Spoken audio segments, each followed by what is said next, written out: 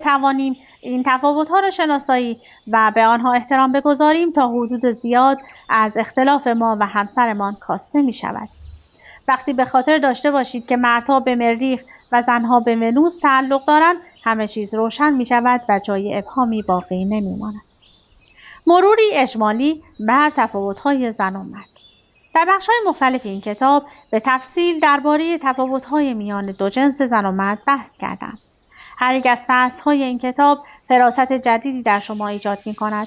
در این بخش به اجمال به شمه‌ای از تفاوت‌های عمده که بعداً درباره هر کدام به تفصیل بحث می‌کنم اشاره کردم. در فصل 2 درباره ارزش‌های اصولاً متفاوت میان زن و مرد بحث شده است.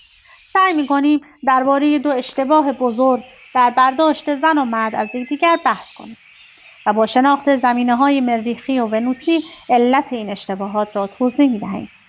با رعایت این تفاوت‌ها می‌توانیم اشتباهات خود را اصلاح نموده با هم برخورد سازنده‌تری داشته باشیم.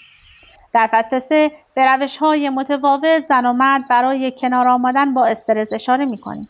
در حالی که مریخی‌ها تمایل دارند در خود فرو روند و در سکوت به آنچه آنان را آزار می‌دهد بپردازند، ونوسی‌ها می‌خواهند درباره آنچه آنان را آزار می‌دهد حرف بزنند.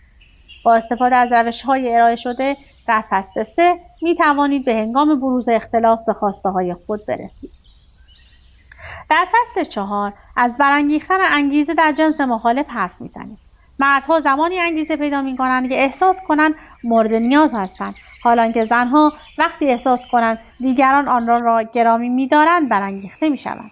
در این فصل درباره 3 اقدامی که برای بهبود روابط زناشویی خود به آن احتیاج داریم بحث می‌کنیم و توضیح می‌دهیم که چگونه می‌توانیم بر یکی از بزرگترین دشواری‌های خود فائق آییم.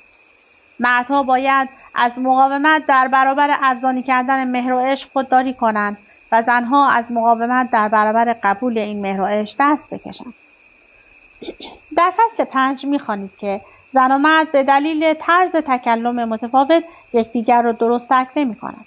برای رفع این مشکل از یک فرهنگ لغت مریخی ونوسی استفاده می‌کنیم تا سوء تفاهم‌های اغلب موجود را ترجمه کرده باشیم.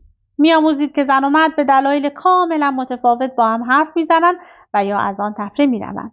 زنها می‌آموزند که وقتی مردها لب از سخن فرو می‌بندند چه باید بکنند و مردها می‌آموزند که چگونه بیان که ناراحت شوند مستمع بهتری باشند. در فصل 6 می‌خوانید که زن و مرد برای صمیمی شدن نیازهای متفاوت دارند. مرد خود را به زن نزدیک می‌کند اما بعد به ناچار